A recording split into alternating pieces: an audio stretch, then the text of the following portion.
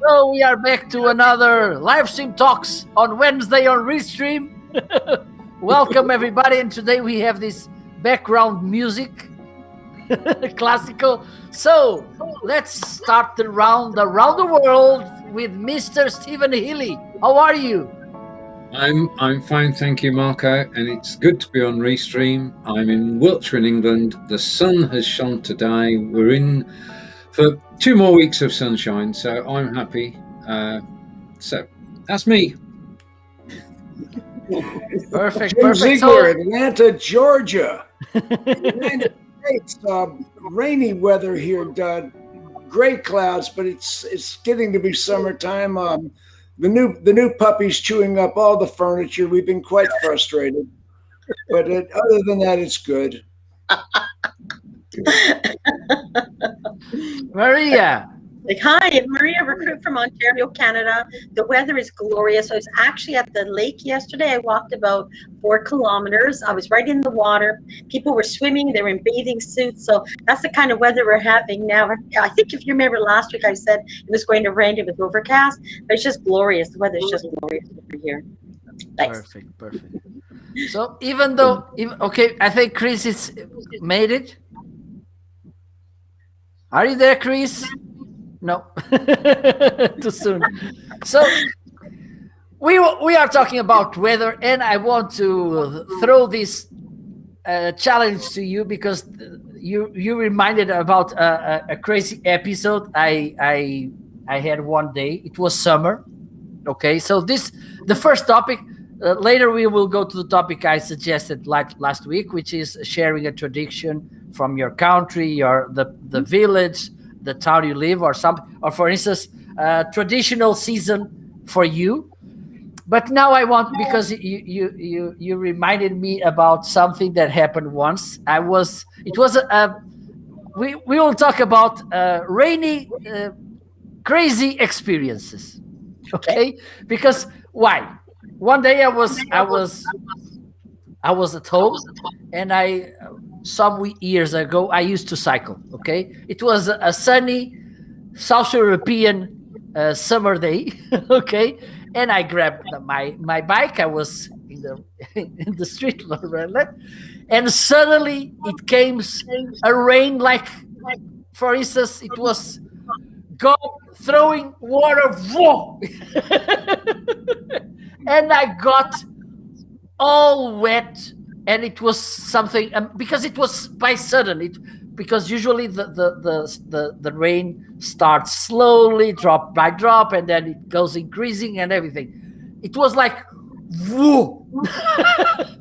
And at that moment, a friend of mine just passed across me, and he saw. And every time I see him, he talks about this. Look, do you remember that day that you were cycling? It was an amazing weather, sunny day, hot day, and suddenly it started raining, and you became like, because here we like to say, when we get wet, like to the bones, we like to say you're wet as a chicken. It's a saying here in Portugal. And so I had this dropping water. You Portuguese melt, don't you? Yeah, almost. like the witch in the Wizard of Oz.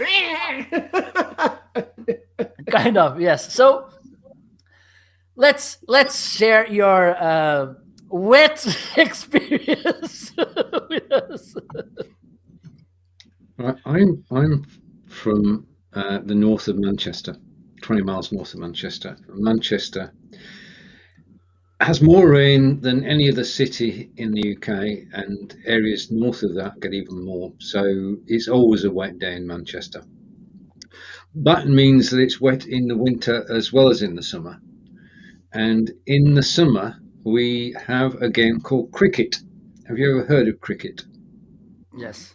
Anybody? Oh, okay, it's a famous sport in England. It's international, truly international. There is a World Cup, and there are teams from around what used to be the British Empire. We are going back a bit. But obviously, match day comes and the match is from 2 o'clock till 7 o'clock, 5 hours of cricket non-stop, entertainment and fun because there's a bar there as well. But especially in April, you get April showers, which means that it's going to rain. And the match starts on Saturday, and you can find yourself at the ground. It's pouring down outside. So the only thing you can do is to play cards. And the two teams who were opposing each other used to get together in one dressing room and play cards. I don't gamble, so I just sat back and watched. But playing cards in the rain is good fun. Hello, Chris. Hello, Hello, Chris. everybody. I've made it. Hi, I Chris. have a camera now. Do you know here in Portugal, camera? It's said the same way as the town hall. Okay, so if you're saying now I have the camera, it means that you're the major there. Okay. Oh, what an honor. So welcome, Chris. So it's Thank you. it's time for you to share your rainy moment. Do you have any? Well, I had a very awful rainy moment in Belgium. I was working at the VDAB in Brussels, and that was in a high building. And so on the 16th floor, we had a reunion, and the fire alarm came off. But it was summer, and I had only a t-shirt and a skirt. And we have to go immediately without something to the park in the direct omgeving of the VDAB to wait. And it was Dovo. They had found in one of the elevators a case with a clock therein. So it began raining. And we have to wait there. We were totally wet. We had no money to go to a cafe or something, or to go to a bar. We couldn't do anything. That was awful. Good story. Good story. Yes. Let's. By the way, Chris, you're there. I think you have something to share with us. Some news coming around weekend or something? Yes.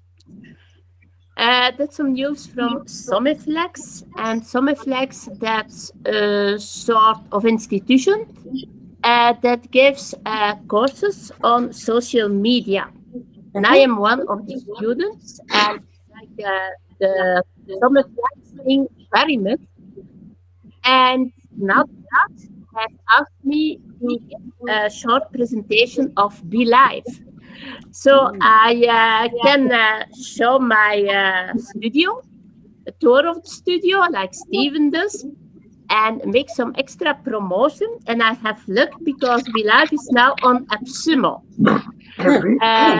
When there are people who are interested in BeLive, they can take a deal on AppSumo, or a better one, perhaps with a link from Steven. I don't know if that's if that's possible.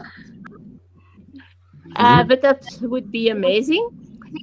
And I will do my best for make that a great live broadcast, because that's happening live. Excellent. Wonderful.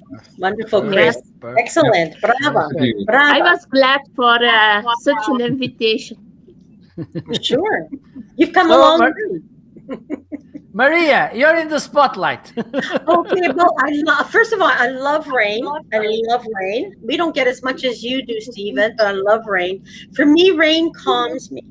I look forward with the rain. I can relax. I don't have to be anywhere if I don't want to, and I just kind of just enjoy. Oh, I love this relaxing music in the background. Perfect. I mean, that's exactly how I feel when it rains. It just calms me right down, and I can really focus in on things. But I also love, you're going to laugh at this. If I'm out cycling, I get caught in the rain. I have no problem with that because I know I'll come home and dry off. So there's been many times when I've hiked in the rain because it's happened in the middle of the rainstorm, or I've cycled or I've walked in the rain. So, when we were children, it's not like people now, the parents drove them around. We would walk everywhere. And whatever the weather was, we took an umbrella or a raincoat or whatever it was. So I'm quite accustomed to all kinds of weather. So brings back wonderful memories of my youth. Thank you, Marco. Perfect. Now let's bring Mr. Jim. Okay. I live in Atlanta, Georgia. We have tornadoes here that accompany the storms.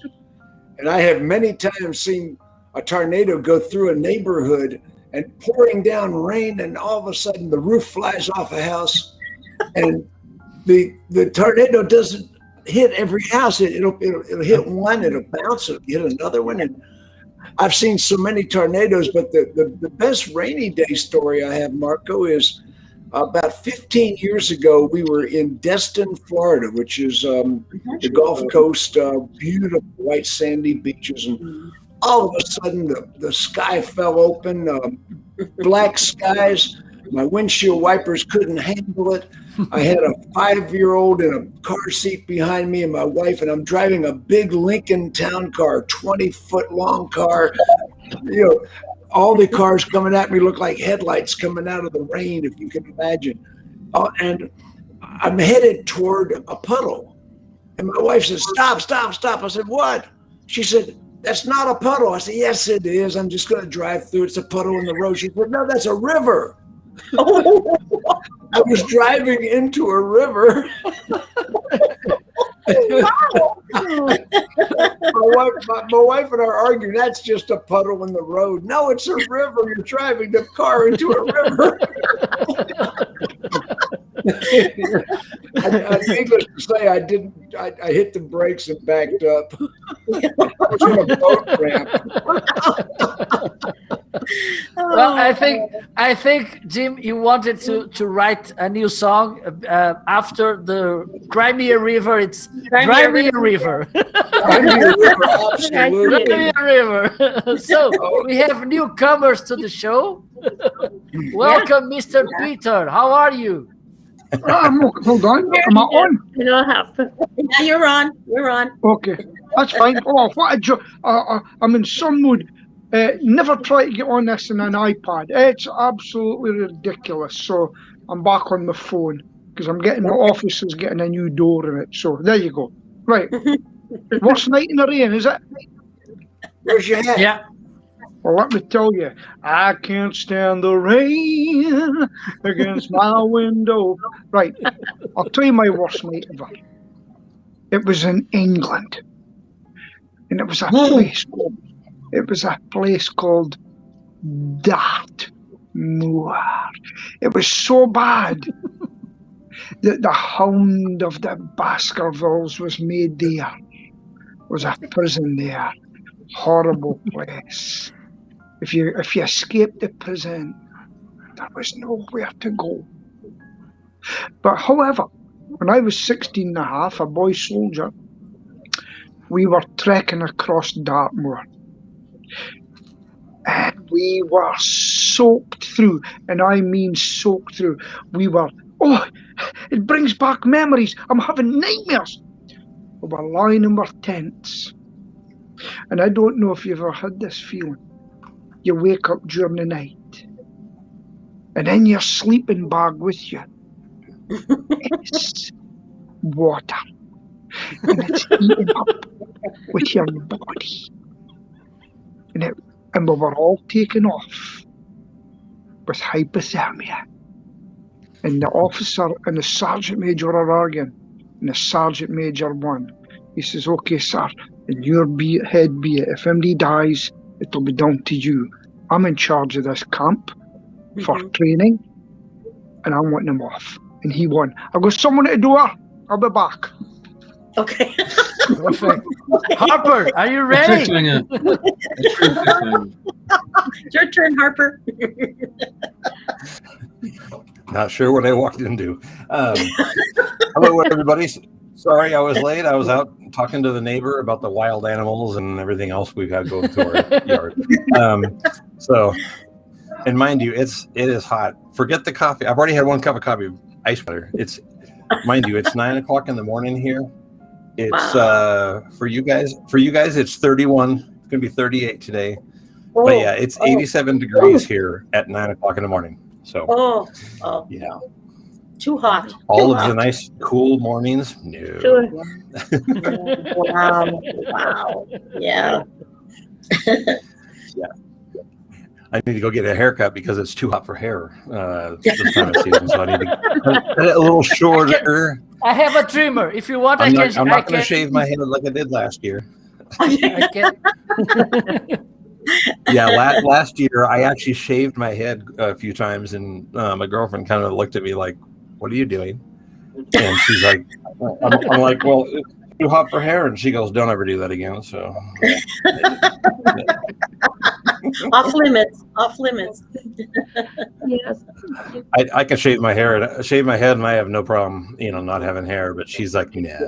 She doesn't like it. She goes, "You're not in the movies anymore." Just to look at you.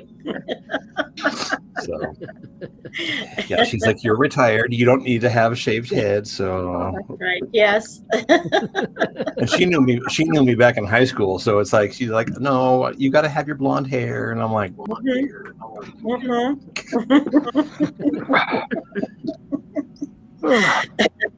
So, do you have any rainy memories, Harper? Raining memories of good, bad, ugly, Crazy what? or funny? Crazy. What? Crazy memories? Yes. Yep. I got crazy ex-girlfriends. No. With the rain, not. Another show. That's another show. Oh, my bad. That's another show. Gosh. No, not really. Nothing that comes to mind. If it comes to mind, I'll let you know. Well, okay. I think Peter's story will cover your. Yeah. All of More us. balanced. Well, yes. So you're in the spotlight. Let's get back to the topic we talked last week, which is about a tradition in your village, in your hometown, in your family. What do you have to share with us, Harper? Traditions that we had growing up, because I mean, here in Tucson, I mean, traditions here are, everything from Mexico. I mean, pretty much they have dance and all that kind of stuff. But from my family growing up, I grew up. One set of grandparents were from Germany. The other set of grandparents were from Denmark, and so we had. Certain times a year we would have certain, foods, we always ate things that other kids really didn't have all the time. And it's like, why do you eat that? And it's like, well, it's kind of tradition, I guess. But, we'd have a lot of German foods and a lot of, Danish foods. I was never a fan of fish, and growing up in the Seattle area, that was kind of an odd thing, but I think it was because my dad was kind of weird when it came to food. He would go out and get him and my older sister. I'm number 2 of 5. My older sister and him would go out and dig up clams at the beach, and then he would cook them, and it would stink up the whole house so bad that I was just like, I didn't want to eat it, and my mom didn't like it. And so my mom would order us pizza, and they'd eat seafood. But he would get my dad would eat like chicken hearts and chicken livers, and he would fry them, and so the house just stunk. Yeah. But yeah, it's no wonder that I'm not very adventurous when it comes to food. I go to a place, I like that, and that's it. but that was that was what we ate a lot of traditional food. If you didn't like it, you didn't eat. And so my mom kind of gave in, and but I was a really skinny kid. I would eat and eat and eat, but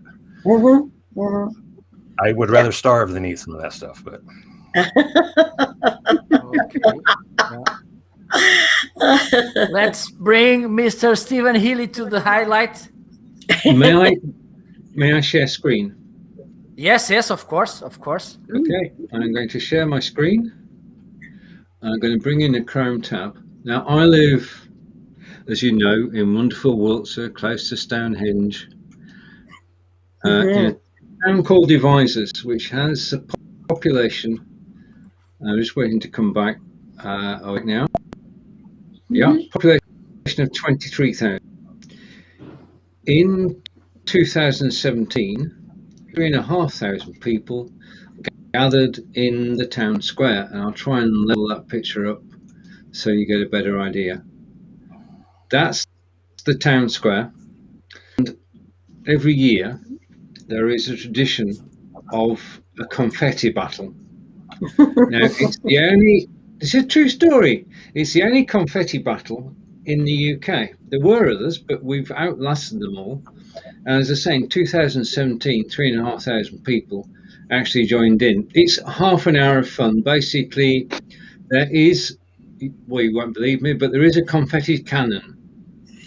And at 8 o'clock at night, the confetti cannon is fired, and the children in the area, their main idea is to get covered in confetti, which is not too difficult to do.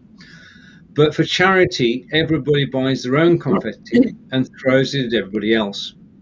As you can see, the fair comes to town, and it's just an amazing evening, finishing off with fireworks. It is a tradition.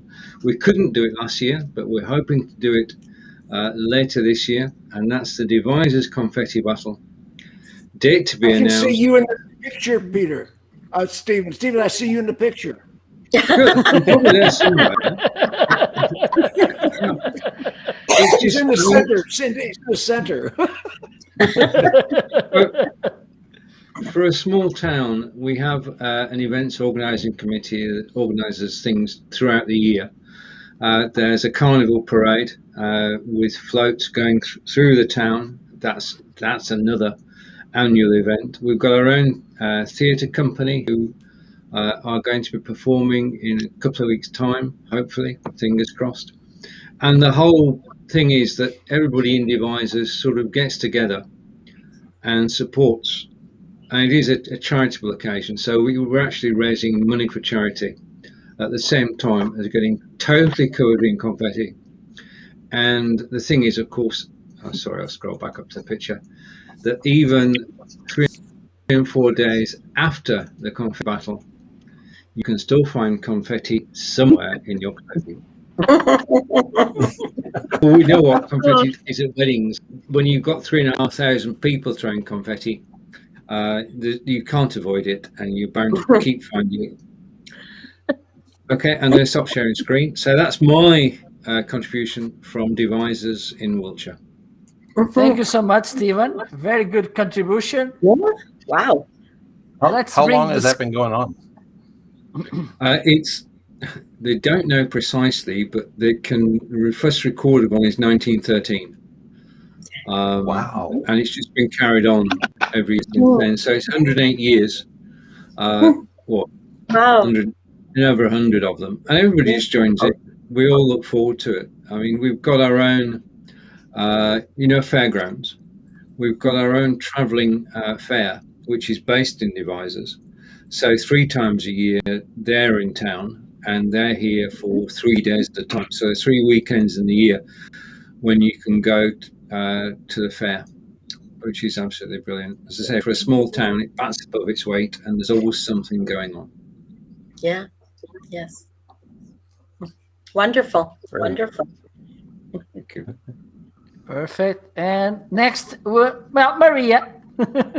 Oh my goodness, there's so many traditions in my life, right? I don't know which one to start. I would say because my background is my father was Polish, my mother was Italian, but my mother didn't have her family here, so it was Polish. We went to the Polish church and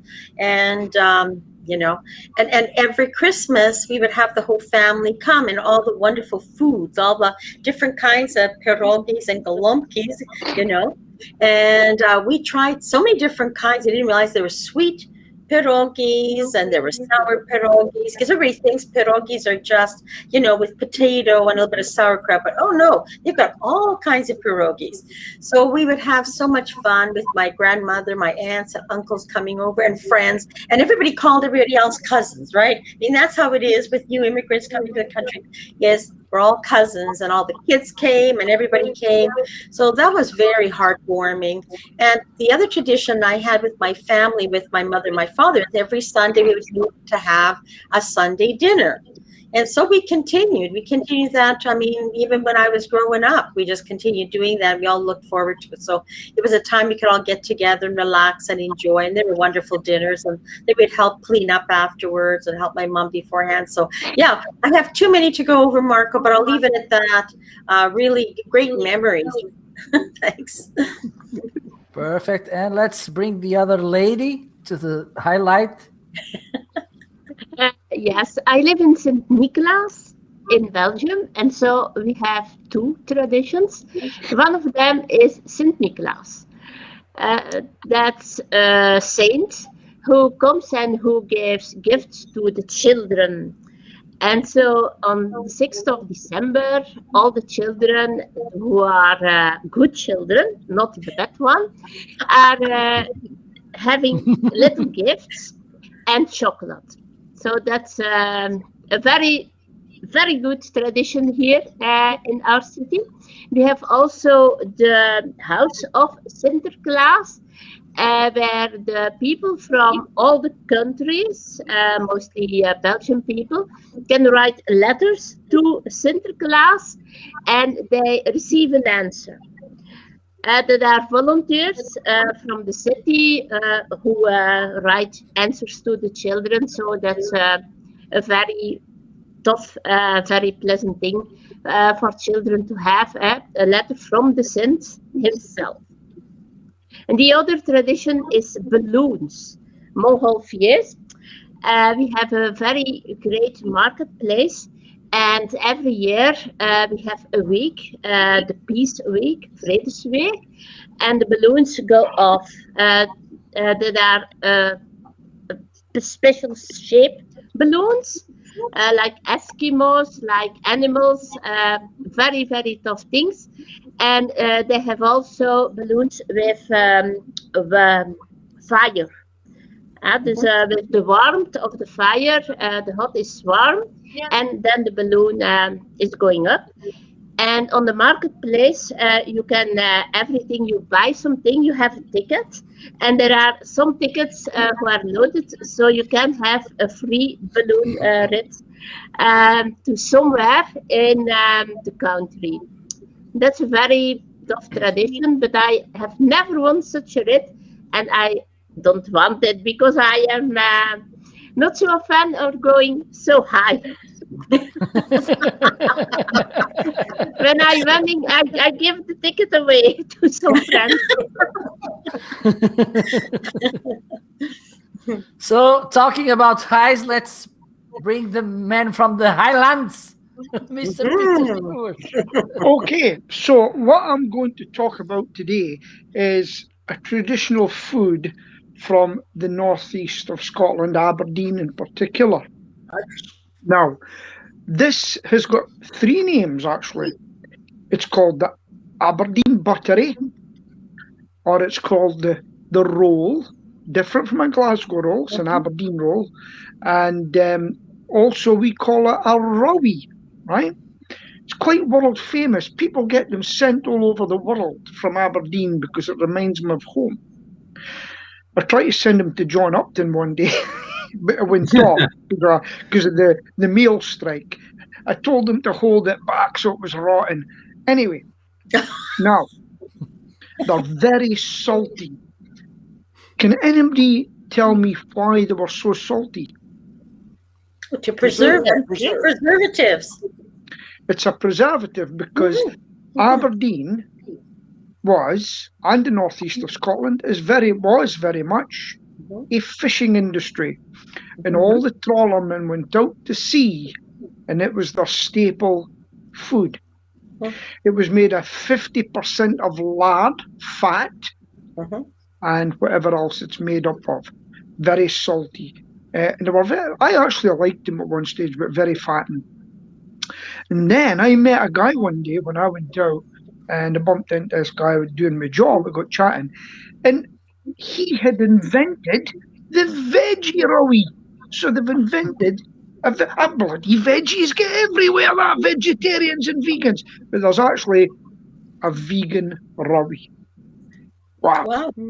And Okay. so it even get now. The reason I sent it to John Upton, I will do it again for him actually. It's because John's favourite detective, Stuart McBride, is from this area, Aberdeen. And if you're listening, John, you still send me the places, because I'm going to go up my bicycle and take pictures for John of the areas that are mentioned in the books. It's a murderer. I actually know the guy and I know his brother. And the rowie is mentioned in the books because it is fairly substantial.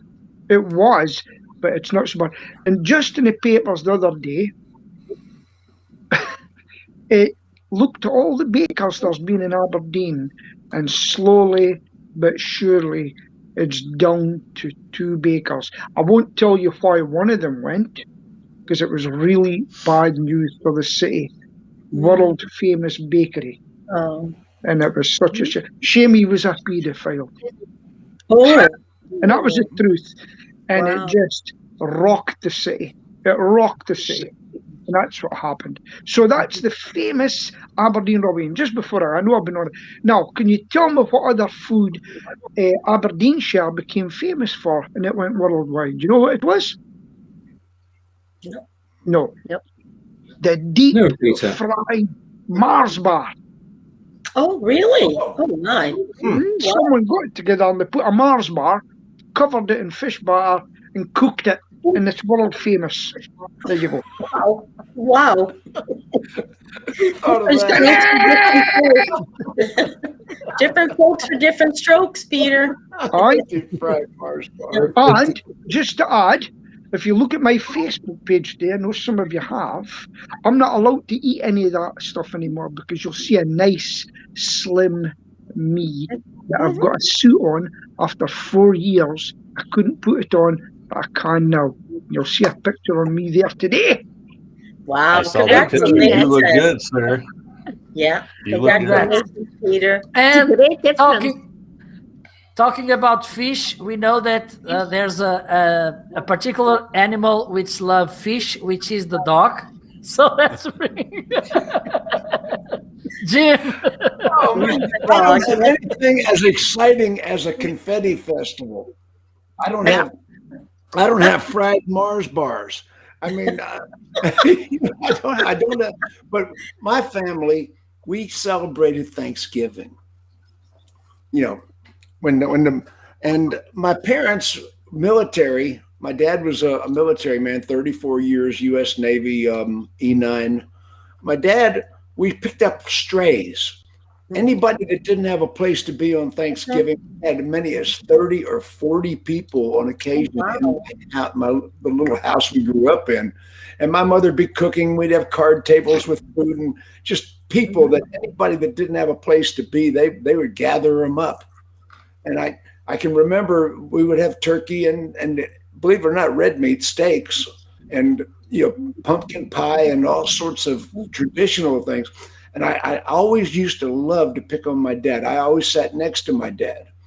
So my dad would conversational, gregarious Zigglers, you know, we're talking to everybody. And my dad turned his back. I would grab his steak and take his plate and put an empty plate in its place with a bone in it. And he would turn around and he didn't remember eating that steak. And he'd go,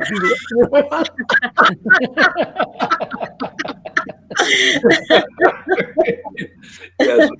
And today, my wife and I, we don't cook Thanksgiving anymore. It's just us. So we go to the Ritz-Carlton Reynolds Plantation. If you ever Google that up, they have a marvelous buffet every Thanksgiving, and we take the dog and we go there, and they have caviar on the buffet, if you can imagine, and seafood and all sorts. And they have a battle of the chefs. So that's what we do at Thanksgiving now. But that was what I grew up with. Yeah. But they don't have a battle of confettis. No, we have no confetti battle. Well, come on. I mean, That's So, talking about battles, it's my turn. It's a tradition. It's a performative playing in the 5th of August at 5 p.m. It's I'm not able to help with that. a theater. I played for around 15 years, I think, and I'm going to share with you. It's a imaginary battle between Charlemagne. I don't know the right to say it in English. It was that emperor. Yes. Charlemagne. That, Yeah. yes. I think it was half German, half French. Okay. It was. Some people The say that medieval he was the guy who found Europe. And okay. and it was it's around the story that he was fighting Turkish warriors, okay, and this play was is inside the religious party here, so it has as well, even though it's kind of not religious, the message within the part the story, it's profoundly religious, because at the end it's Christians against Muslim, and at the end Christians win the battle. So I'm going to share a trailer. It's a short trailer. Okay, let me share the screen. Okay, it was the last year I made part of the play.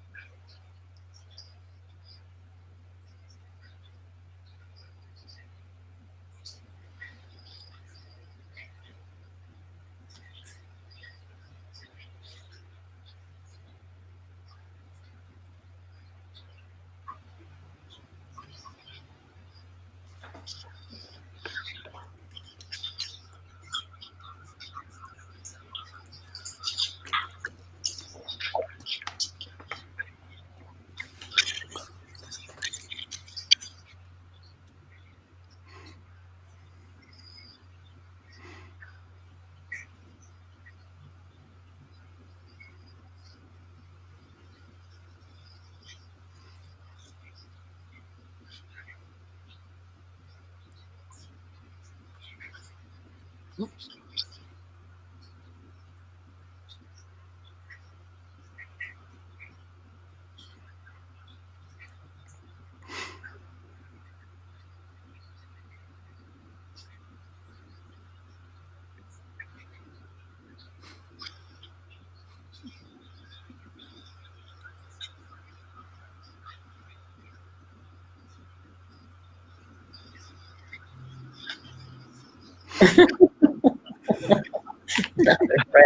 Now they're friends.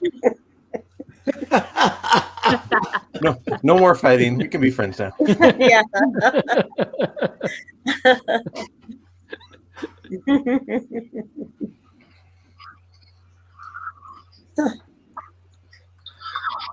You got the idea. Yes.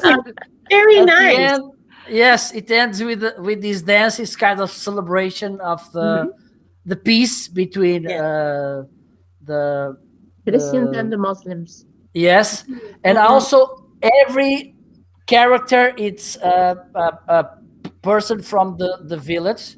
Okay, not even amateur actors. Okay, I was, for instance, I'm the third, at least as I know, I'm the third generation of my family who took part on this. Okay, my grandparent, he was kind of director, bringing this to this folk and village perspective. Okay, my father took part as well, and so did I. So that I wanted to bring this to this tradition has more than two centuries. I think it should be more even than 2.5 centuries. Okay, and during this time, I think just a couple of times it was not played. Last year, even though we had this COVID thing, they found a way to overcome, and they recorded something a little bit smaller with some special cautions, but they played it as well. There's one way they could have made it better if they had confetti. Well, yes. That's and the Aberdeen roll. Yes. Mars bars. Without a doubt. Mars, Without yes. a doubt. Or they could have had English Morris men jumping in. Have you seen them? The Morris men. No. Oh, gee. I would have loved to have heard the music. If there was any music with it, I would have loved to have heard the music with that. Look up the Morris men in England. No, I was talking about that play he was talking about, but I will look them up. Yeah, it has a music. Let me see if I will find the music, because it's a traditional music as well. It's not copyrighted, though, is it? I don't think it is. Oh, yeah. Let me see where I can find it.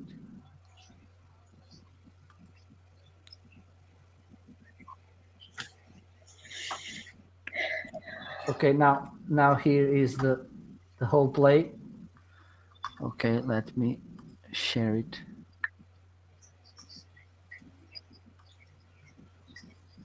That's the music, Maria.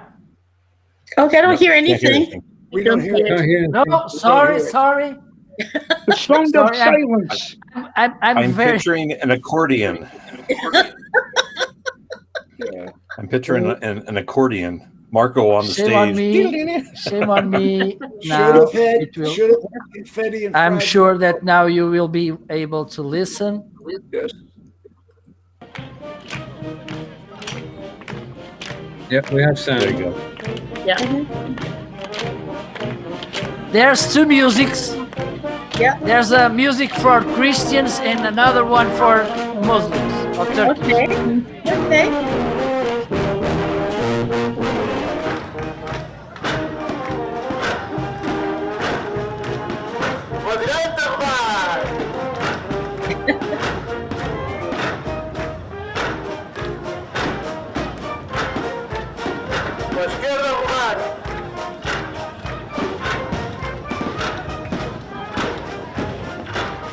Let me see if I can put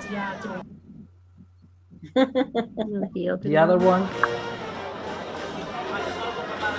This is the other one.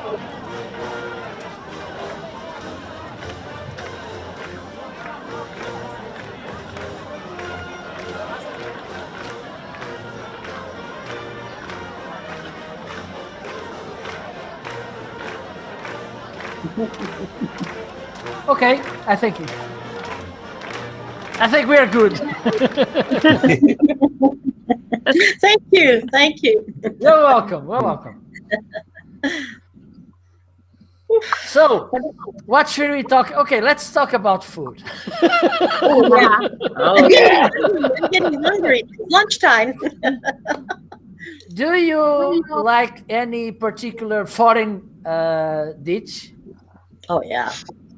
Does pizza Indian. count? Does pizza count? Oh, absolutely. Yeah. Oh, yeah, of course.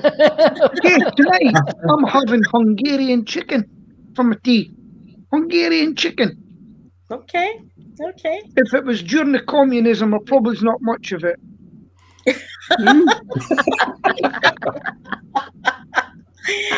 I love all kinds of food, Marco, from all kinds of countries. I'm willing to try anything. I love tripe. I don't know if anyone here eats tripe or not, but I just made myself some tripe with some sauce, and it's just wonderful with nice rice. So I'll try anything. I'll try anything once. I won't eat insects. Sorry, I won't eat insects. I won't eat snakes. Okay, but I've had alligator. I've had alligator. When I was traveling and I was staying in Florida, I had to try that because I mean, how can you go there and not try some foods they have local, right? So yeah, I had that. So, yeah. Could I have a screen share, please?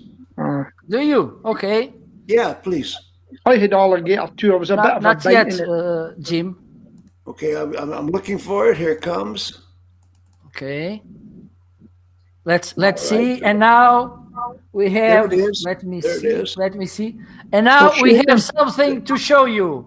This is what I cooked last week. Okay. My wife and I cooked together. Seafood. Can you get it up? There it is. Ta-da! Yeah. Oh, I love Put it up. it. Oh, no. I'm salivating. I'm salivating. Okay, this is a seafood boil with Cajun spices, Oh, and lovely. every one of the seafood has its own little net that you boil it in, and it's a rolling boil. It's got corn on the cob, potatoes, onions, large shrimp, snow crab, and andouille sausage. And it's a 45-minute cook, and there's oranges and lemons in there, and Cajun spices. Wow. And this is something. This was just last week, and we cook every weekend. We cook something, and I call myself Chef Alpha Dog. Of course you do. How many? Yes, I do. How many Michelin stars do you have? Yes, that's right. Yeah. And Jim, how long did it take you to finish eating that? That's a lot of food over there. We had it in 2 days. We actually have leftovers with that we put in a aluminum foil camp pack and heat up the next night. Yeah, makes sense. Lovely. So we eat the seafood. The seafood we eat the first night, but there's potatoes and corn and onions and all the other stuff left, and we put it in a camp aluminum foil and respice it and heat it up the next night. Lovely. Lovely. So anyway, that's my cooking. Wonderful. I can see a cookbook on the way. Yes, the dog You and cookbook. Debbie's cookbook would be a bestseller. I would like that. I'm gonna share a joke here from Portugal. It was this boy, a poor boy, who every day in school, teacher asked, "What did you had last night for dinner?" And everybody was saying, "I was good fish and everything." And he answered, "I had soup. I had soup." Yeah. And the other kids laugh at him. And one day he came to his father and said, "Look, father, you know, people laugh all the time because I just eat soup at dinner. Look, next time, tell them you hated lobster." Okay, I will. So the very next day, teacher was, "What did you? Oh, I hated fish. And you?" "Yes, I meat, good meat. And you?" Little John, because here when there's the funny character, it's only Little John. And he asked, the teacher asked, "What did you hate?" "Yes, I hated lobster." And how much did you eat it? 2 bowls.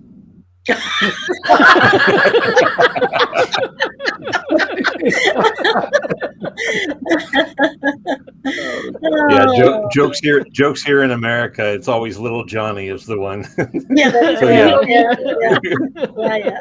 I know a lot of those jokes. I just can't tell them. Yeah. Okay. Yeah. Okay, you can. Yes, please. Just you have. When it's time to say something that you should not, just let me know. Just put your hand up, and I will do this. Okay. And that's it. Or just wait for the little orange live button to go out. I love it. That'll be Chris? for the paid subscribers. Well, I like Italian and Greek foods, and I make my own lasagna with Do you? fresh tomato sauce and cheese sauce. You make your And- own pasta? You make your own Yes. pasta? Really? Lasagna. Yeah. I like it very much. It's a very good dish, and Uh-huh. I am alone, so when I make it, I have always something for the freezer. And on other days, enjoy the same meal, because otherwise it's not so good to do that. And the other thing that I like is lamb with rice and with ratatouille. That's a Oh, French ratatouille. tomato sauce with peppers and all those things, and it's also a very good thing. But Lovely. my favorite dishes, and then scampi's with curry sauce. It's also a thing that I like. Oh, yeah. We're cooking Dover sole tonight. Okay. Ah, How are you going to Yeah, cook it? Dover sole. How are you going to make it? We're going to deep Can fry you it. can you with share the- your with the address in the private message, Tim, please? Yeah. You're all welcome. Chris. Please Do come you have on. a You're all little table welcome. for all of us? Hop in Just the a little bit car, too far Harper. away. I'd love to have you guys over. Jim lives in what Something Americans very call special. the South, so it's going to be deep fried. Yes. Oh. Yeah. For sure. There is a seasoning called Joe's Fish Fry, and they sell it on Amazon. That's where I buy it, Marco. Yes. Joe's Fish Fry. I saw it on Shark Tank. It is the most incredible, and it's not oily. It's a very dry rub for the fish, egg wash, and it sticks to the fish, and you deep fry it. It's very crispy and not oily at all. And Dover sole is an incredibly good fish. I like to eat fish, you know, and we cook fish 2 or 3 times a week. Oh. You know, Makes sense. Yeah. and I love chicken the rest of the time. Yeah. But no, your steaks too there. You love steaks too, don't you, Jim? I am not as red meat as I once was before I had the cancer. Oh, I see. Okay. That makes sense. That After makes the sense. cancer, red meat and I are not agreeing with each other too much. Okay. Okay. Good point. Still cancer free, by the way. Good for you, Good, Jim. Good for you. Perfect. Glad to hear it. Well, I like sushi. I don't know if Ooh, I I love cook sushi. I cook sushi. I make sushi. Oh, damn! I will mute you, Jim. I will mute you. I order sashimi quality fish. I order from Oceanside Seafood here in the U.S. Oceanside Seafood. They send me fresh sashimi tuna, sashimi yellowtail, sashimi salmon, Yeah. and I cut my own sushi and make my own wasabi. Oh my God. Shame on you. Shame. I also have WhatsApp on my cell phone. It's the same, right?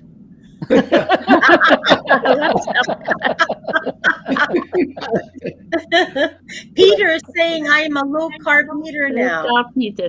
Yeah. Yeah. Oh, he eats a haggis. Don't let him kid you. He's a haggis eater. Do you like haggis, Luke Peter? just- I love haggis. I love haggis. It's so tasty. When I was young, we used to be taken I never to- needed anyone.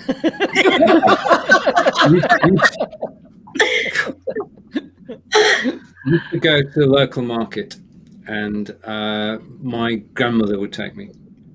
And they had a delicacy stall there. Now, this is Lancashire delicacies. This is not your normal delicacy. So you had cow eel, tripe, as Maria mentioned earlier. I love it. And black pudding. And that was part of the diet then.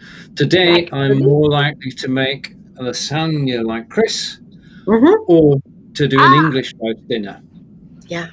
Now, an English roast dinner is roast potatoes, cauliflower, cabbage, carrots, you name it, as far as the vegetables are concerned. And then you've got a choice. You can have either chicken roast dinner, a roast pork roast dinner, or the English favourite, which is the roast beef roast dinner.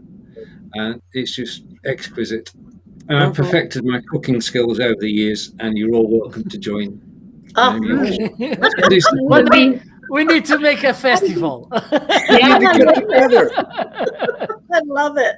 If only we could.